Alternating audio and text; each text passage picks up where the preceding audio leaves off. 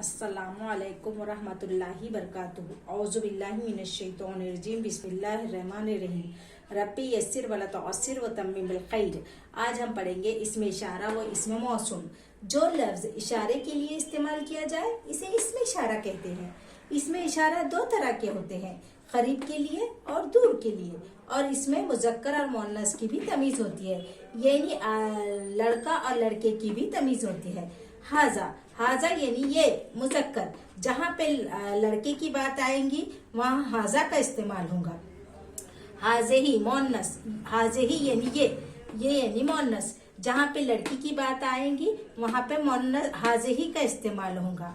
जालिका जालिका यानी वो मुज़क्कर, जहाँ पे लड़के की बात आएंगी वहाँ पे जालिका का इस्तेमाल होगा। तिलका मुअन्नस के लिए तिलका का इस्तेमाल होगा। हाउलाई यानी ये, जमा उलाई का यानी वो, जमा। अल्लजी अल्लजी यानी वो और जो के लिए, मुज़क्कर के लिए। अल्लजीना वो और जो, जमा। अल्लती यानी वो जो, मुअन्नस वाहिद और जमा दोनों के लिए आता है। या अय्युहा ऐ मुज़क्कर, यह मुज़क्कर के लिए या अय्युहा आता है। या अय्युतुहा ऐ मुअन्नस के लिए या अय्युतुहा ऐ मुअन्नस के लिए आता है। आज के लिए इतना ही, आगे के एपिसोड में आपको बताऊंगी।